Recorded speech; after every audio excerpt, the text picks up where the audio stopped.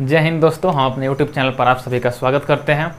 Thumbnail आप लोग देखे होंगे। इस वीडियो में हम लोग कोशिका चैप्टर से 25 क्वेश्चन को हल करेंगे। उन 25 क्वेश्चन से हम लोग कोशिका के पूरा सारांश को देख लेंगे यहाँ पर। तो इस वीडियो को आप अंत तक बने रहिएगा। आशा करते हैं आपको मज़ा आएगा। पूरा कोशिका का समझिए कि ये टॉनिक सेट है। तो इस वीडियो को आप देखिएगा और अंत तक देखने के बाद ज़्यादा से ज़्यादा शेयर कीजिएगा। जितने भी रेलवे ग्रुप डी के एग्ज़ाम देने वाले स्टूडेंट हैं, चाहे भैया, दीदी, भाभी, आपकी गर्लफ्रेंड, बॉयफ्रेंड, जो भी हो, सबको शेयर कीजिएगा। अभी वाली, पहिलकी वाली, चाहे आने वाली, जो भी है सबको शेयर कीजिएगा। चलिए देखते हैं पहले क्वेश्चन को हम लोग देखते हैं। पहला क्वेश्चन है, किसी कोशिका में मौजूद सबसे बड़ा कोशिकांग कौन सा है?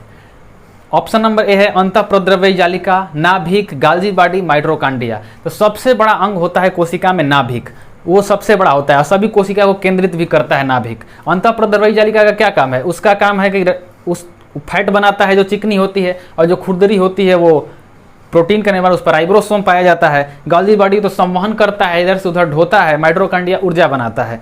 दूसरा नंबर क्वेश्चन देखते हैं हम लोग, निम्नलिखित में से कौन सा कोशिकांग केवल पशु कोशिका में पाया जाता है? गाल्जी बॉडी, सेंट्रोसोम, लाइसोसोम, राइबोसोम।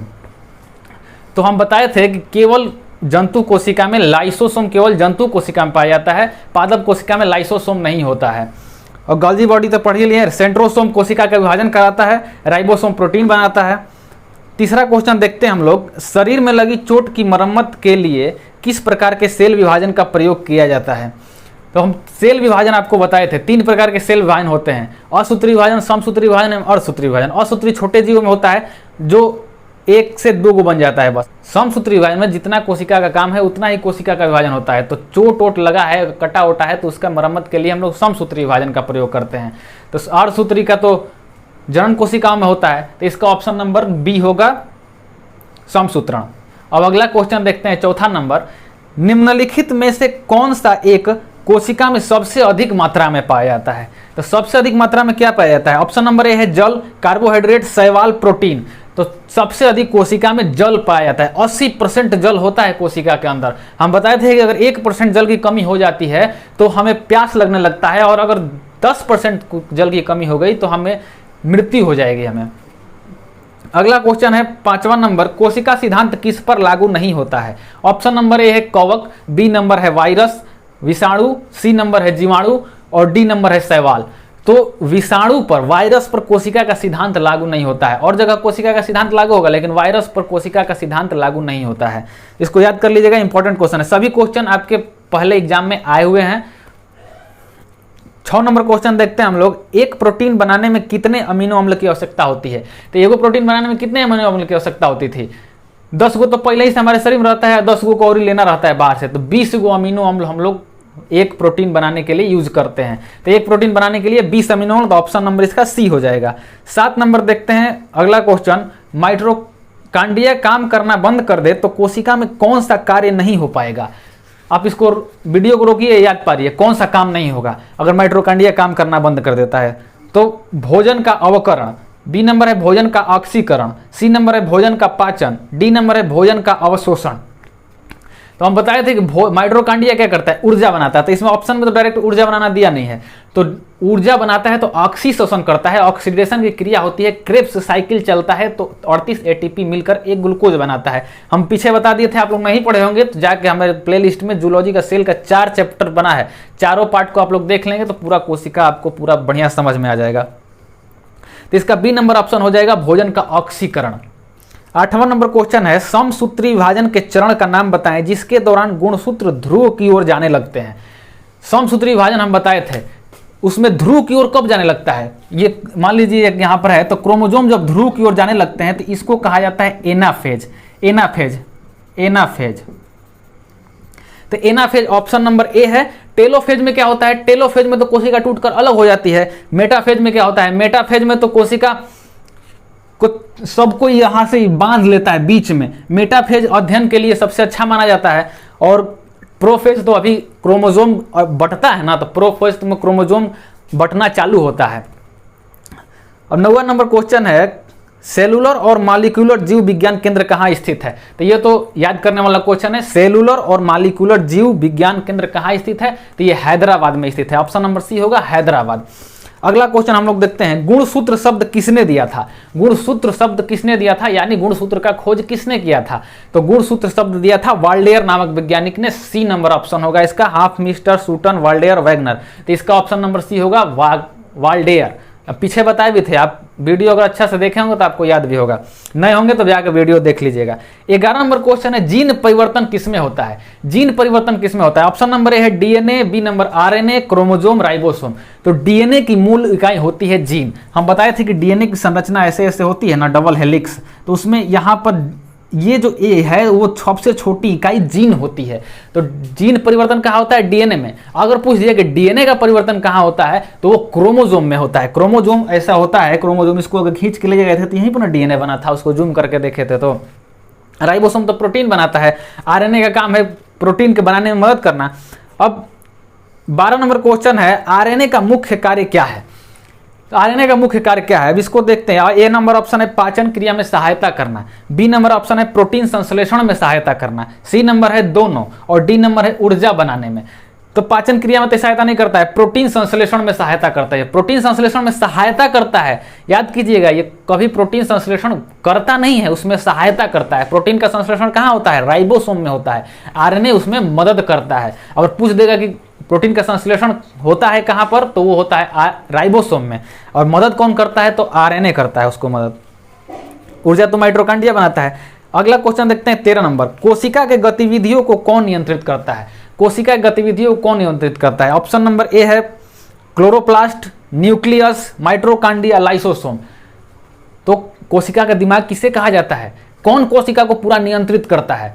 तो न्यूक्लियस, केंद्रक। केंद्रक कोशिका को पूरा नियंत्रित करके रखता है, उसे मास्टर ऑफ कोशिक सेल भी कहा जाता है, उसको कोशिका का मास्टर भी कहते हैं। तो ये ऑप्शन नंबर हो जाएगा बी, न्यूक्लियस। 14 नंबर क्वेश्चन है, निम्नलिखित में सबसे छोटी कोशिका है? सबसे छोटी कोशिका हम पहला वीडियो में बताए थे, सबसे छोटी कोशिका माइकोप्लाज्मा, सबसे बड़ी कोशिका शुतुरमुर्ग का अंडा, और सबसे छोटी कोशिका मानव के शरीर में तो वो है स्पर्म, और सबसे बड़ी कोशिका मानव के शरीर में तो स्त्री का अंडाणु। शुक्राणु सबसे छोटी और अंडाणु सबसे बड़ा। अगर सबसे लंबी कोशिका बोल देगा मानव शरीर में तो तंत्रिका कोशिका होती है। इसका ऑप्शन नंबर हो जाएगा ए। 15 नंबर क्वेश्चन देखते हैं हम लोग, न्यूक्लियस की खोज किसने किया था? न्यूक्लियस का खोज किसने किया था?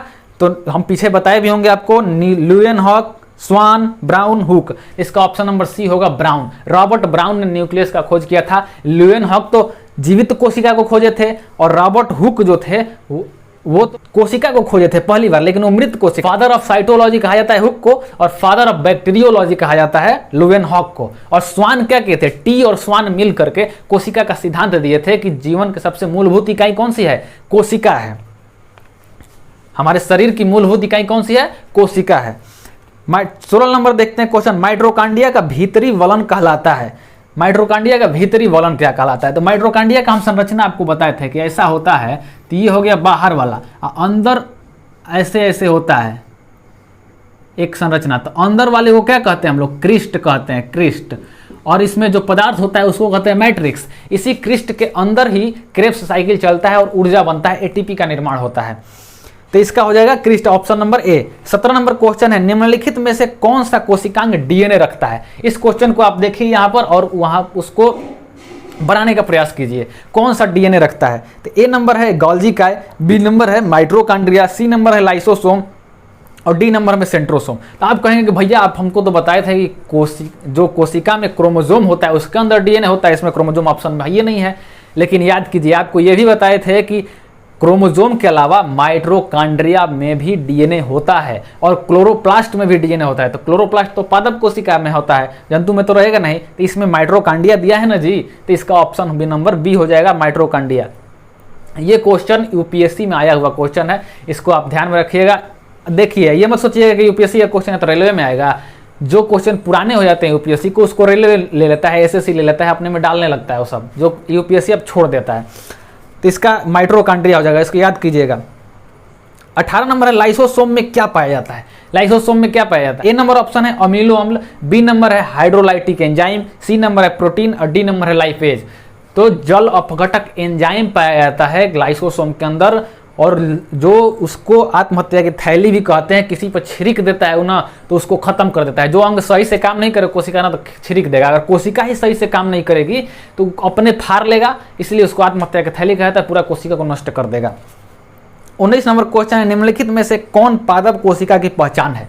पादप कोशिका की पहचान कौन है? ये तो आप बना देंगे आराम से, लाइसोसोम, माइटोकॉन्ड्रिया, कोशिका भित्ति, राइबोसोम। तो इसका ऑप्शन नंबर तो सी होगा, कोशिका भित्ति बस पाया जाता है पादप कोशिका में, यही है इसका। लाइसोसोम तो पादप कोशिका में होकवे नहीं करता है, माइटोकॉन्ड्रिया क्या करता है, ऊर्जा बनाता है, राइबोसोम प्रोटीन बनाता है।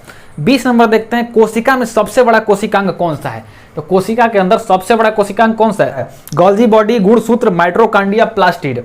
तो हम पहला क्वेश्चन में आपको बताए थे कि सबसे बड़ा कोशिका, अगर जंतु कोशिका है तो उसमें केंद्रक है, लेकिन इसमें प्लास्टिड एक ऑप्शन दे दिया है, लवक। लवक सबसे बड़ा अंग होता है कोशिका का। अगर प्लास्टिड नहीं रहता तो हम लोग मारते किसको? न्यूक्लियस को मारते हैं। अगला क्वेश्चन है, डीएनए से आरएनए में बनाने की क्रिया क्या है?